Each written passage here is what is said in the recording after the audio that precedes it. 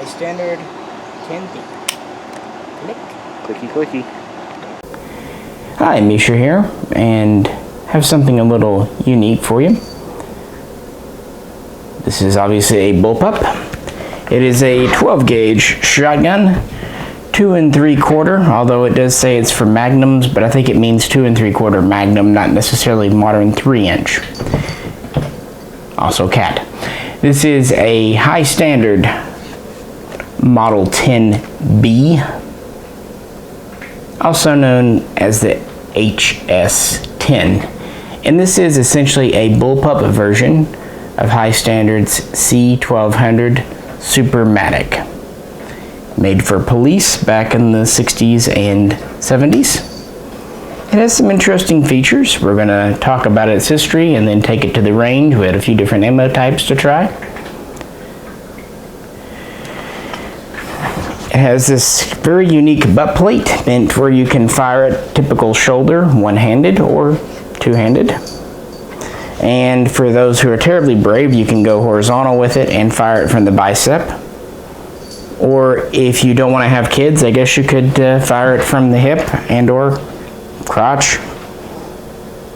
Yeah. So basically it's a modern torture device in some ways. It has a standard charging handle on this side that reciprocates. The control for release is here, pretty standard positioning. Loading gate down here. And a second charging handle on this side, which is non-reciprocating. Kind of nice for a gun made in the 60s.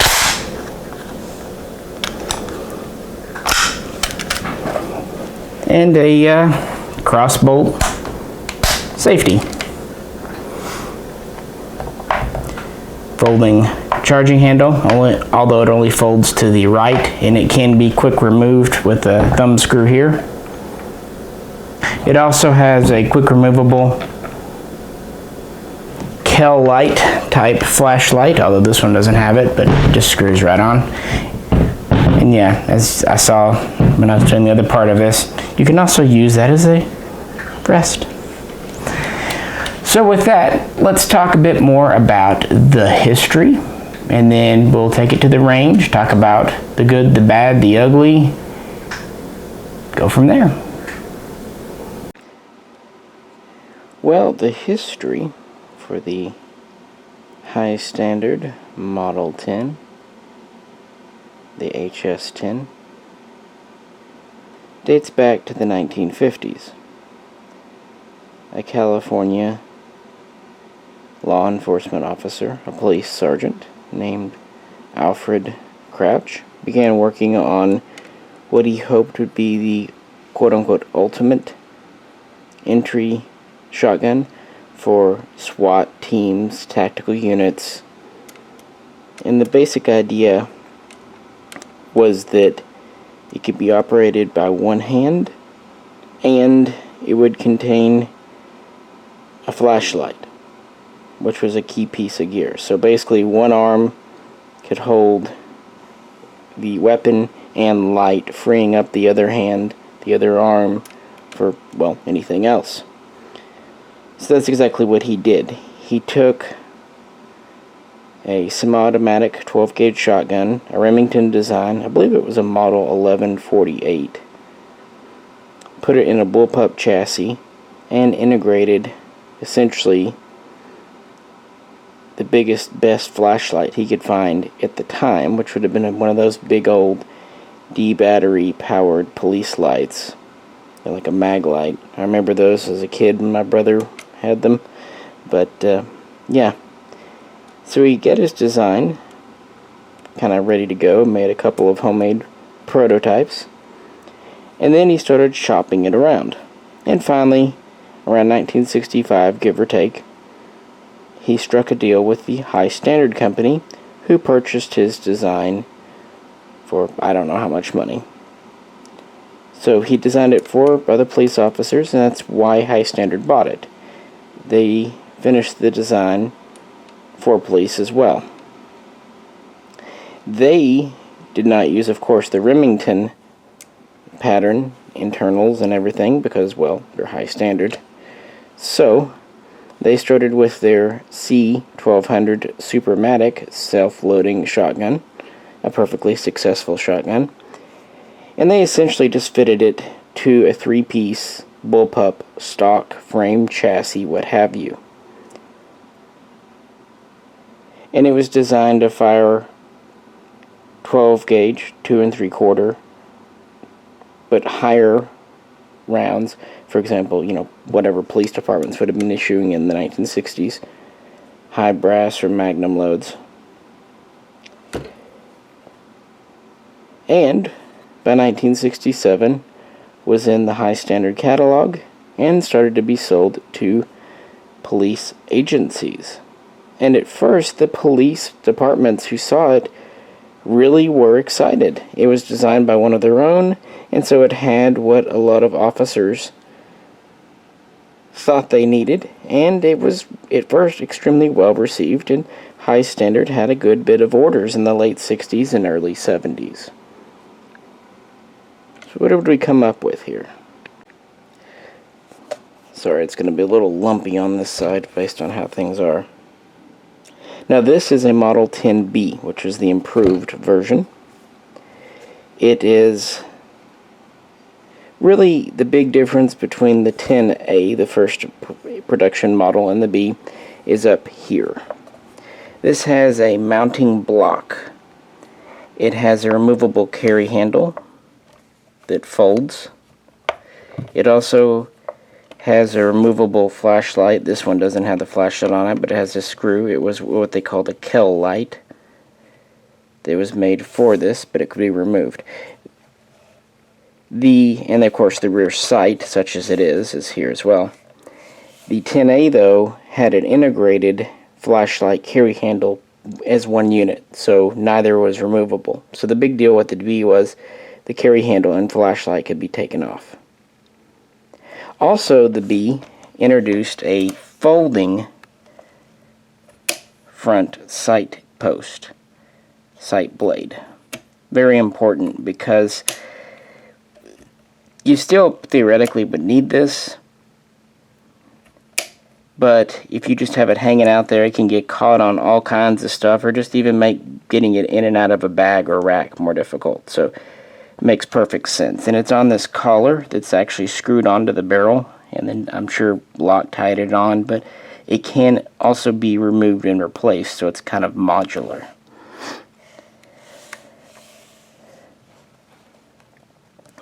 The 10B retained the original left side reciprocating charging handle. Right side reciprocating charging handle. But on the left side over here, it has a new secondary handle. Where am I at? There I am. Further forward. And this actually does not reciprocate. Very modern thought for the time, I think, anyway. Has a typical cross bolt safety in the usual location. Nothing wrong with that. Perfectly good finger groove pistol grip. Actually quite ergonomic, and it actually has a rough texture style here and in the front for your fingers. Again, pretty forward thinking. There's where the flashlight would be. You load it from the bottom, very typical style. Standard capacity, J, is 4 plus 1, so 4 in the tube, plus the 1 in the chamber. There was a 6 plus 1 model, but it did not seem to be built in large numbers because this was an entry shotgun. 5 rounds were enough, and you can pretty easily reload. It added extra bulk, and it also made disassembly more complicated. It's not just a simple unscrew the cap and put on an extension. It's all integrated, so it doesn't seem like the 7-shot version was as popular as the 5. And of course, a final feature that's known, it has this rotating butt plate that I demonstrated in the intro, with a sling swivel mounted on the top, and the other sling swivel is on the front here, but it actually does not rotate like you might think. It is fixed on the right side. I'm not sure if it can be reversed, but haven't tried.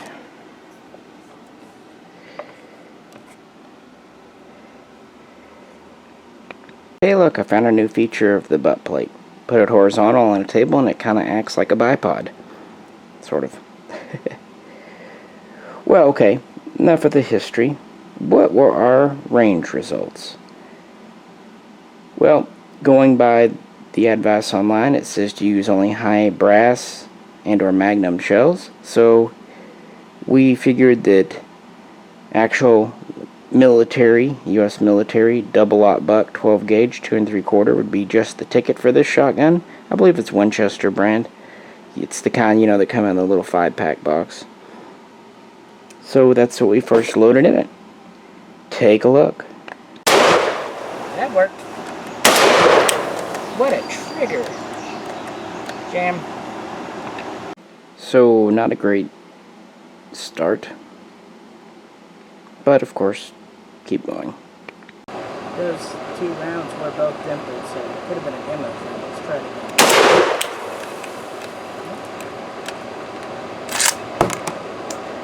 So it did fire, and I don't know if you could hear in the range video, but the 2 rounds that did not go off there did have dimpled primers, so it was hitting them, and it wasn't stovepiping or failing to feed from the tube or anything like that. It was just not seemingly hitting the primers enough. So, luckily we had some different ammunition we wanted to try, and that's what we did next. Hey, a full high standard 10. Okay, that's interesting results. So, liked the cheap federal birdshot, does not like the expensive buckshot. Didn't like the military grade butt shot. Okay. So, yeah, the stuff that people say shouldn't run in it, Walmart, Value Pack, Federal, ran just fine. That one clip got cut off a bit, but we had 2 full tubes. Well, at least 4 rounds. I didn't do the 4+1 load. I also noticed that the Walmart stuff, the Federal, loaded easier. It popped right in. The military double-aught seemed to struggle to kind of get in a bit. Once it went in, it went in, but yeah, just kind of an interesting observation about feeding. But it fed and cycled a couple of tubes of Federal for me just fine. And since, shotguns, you gotta share the love, it's now Jay's turn to try it. And he had some commercial, I think Brazilian-made double-aught buck, so that's what he was going to run in it. Take a look.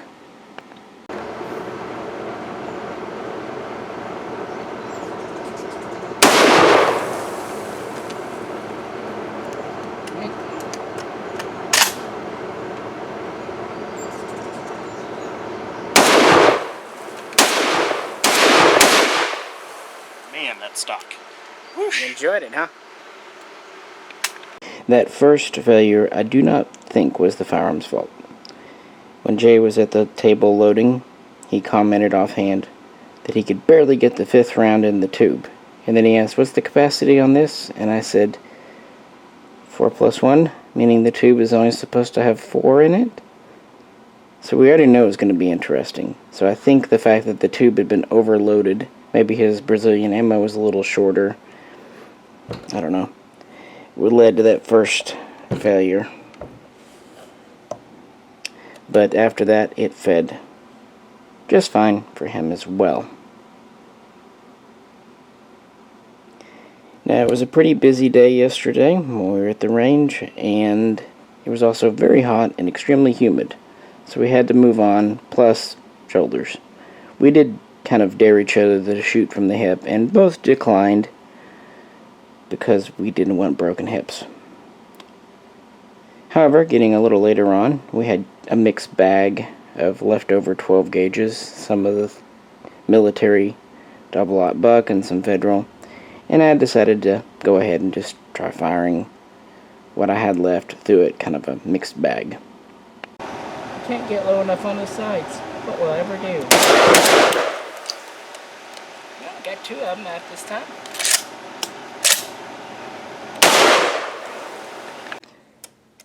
So again, the military double-aught buck just really failed to really get enough whop on the hard primers to set it off at least consistently.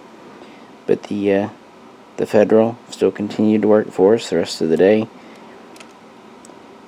So it seems like it's reasonably good at cycling. Again, we didn't have a single stovepipe or failure to feed. We just had failure to ignite. Well, I should say a single failure to feed. We did have the one with Jay's attempt, but yeah. It is a well enough built gun. It doesn't feel chintzy. It has kind of that 60s polymer feel, which is kind of neat. Like a M16 from the era, or maybe a nylon 66, but it doesn't feel like a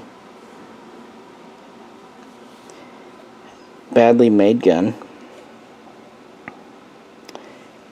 It's quite small, in fact as small as a Title 1 can be. It's 26 inches overall with an 18-inch barrel.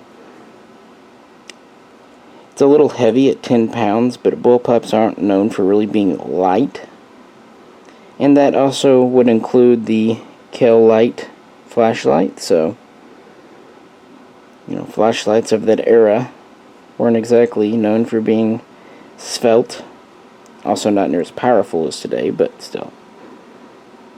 So, with the right ammo, which police departments would have had, why did this not succeed? Well, it had some inherent issues. As you heard in the video, shooting clips, the trigger is kind of unpredictable. It's not heavy, but you pull back on it and you think it should already click, and then it clicks a second later. That's because, like a lot of bullpup conversions, this is just the standard 1200 inside. They just have a long link running back here to the trigger, so you have basically a metal rod connecting your pull trigger to your trigger group. And this works okay in purpose-built bullpups, like say the Steyr AUG. But on a conversion like this, if you've ever picked up one of the Century Arms AK conversions, it's like that. Also, it is not able to be fired left-handed. In fact, there's a warning very clearly on the side of the gun. There's no brass deflector to put it forward. If you try to shoot it left-handed, you'll notice really quickly that the brass comes straight out and up and will hit you. Plus the gases. And while this one was quite reliable for us, reliability was never 100% on these. They were always a little finicky. Also, the butt plate, which in theory might have been neat, isn't. It provides very little recoil reduction. It is rubber coated, but it has no cushion, it has no cells to absorb recoil, and it will freely rotate, which means putting a sling on it's kind of hard because it always flips it around and ties it up. It would have been better if they'd put a pin here where you could lock the butt plate in position or let it free rotate. The carry handle just kind of flops around. It's neat. It's rubber coated, which is neat, but it's nothing particularly special. The flashlight too was fine for the era, but nothing special. As I jokingly pointed out, of course I can't see them, but the sights are also very low. If you look here, that's about as far above the frame as they get. And that is something Jay did seriously point out. So using the actual iron sights is basically not possible. Now, I know that in Forgotten Weapons video, Ian pointed out that the sights do seem pretty much lined up with the flashlight, so I think that was more the primary aiming device, at least expected, was the flashlight. And yeah, they just suffered from issues. And sometimes something can be just too far ahead of its time. Good concept, but the execution was a little bungled, and more importantly, officers just didn't find them useful. And so they pretty quickly in the 70s and maybe early 80s went back to just using cruiser-type shotguns with 14-inch barrels, which would have been a little bit shorter. And of course today we have shockwave type shotguns, which are at the 26-inch overall minimum length as well. And I think maybe the fact that you couldn't easily add capacity, the 4+1 capacity was fine in the 1960s, but by the 80s places were wanting more perhaps. And maybe just a shotgun that wasn't as ammo sensitive. So it was a good concept, and at first it sold well for high standard. And they did make a good number of these, though I was not able to find an actual production number. It seems like manufacturing ended around 1977, and then they would sell off the remaining stock in the late 70s. Originally, these were only marketed towards police departments, but they started to get into civilian hands later. Either high standard would sell them to distributors, overstock, they would sell them just outright. Or police departments would sell them off as surplus at fundraisers or whatnot. And that's where this one came from. It was a local police department that was sold off sometime in the 80s or 90s. I won't say the name just in case. But it's perfectly legal as a Title I firearm because it does meet minimum overall length requirements and barrel requirements. It was just marketed for police because it was the 1960s, and people talk about gun control and stuff, but let's be honest, in the 60s and 70s, guns like this, a lot of citizens felt that other citizens shouldn't own. And it was a different time and a different attitude. And this was a very futuristic looking gun for that period. Really one of the first bullpups on the U.S. market. This would have predated the Steyr AUG, for example.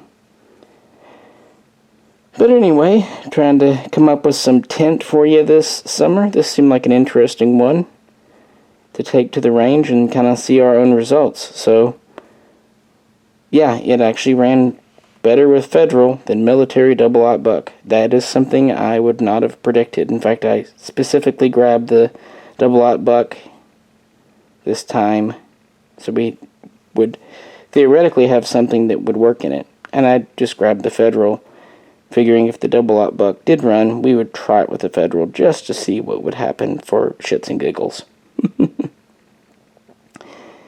But a neat piece of American history, and very advanced, thinking outside the box here in a lot of ways. Literally from the front to the end is kind of a neat gun. Even today it looks quite modern.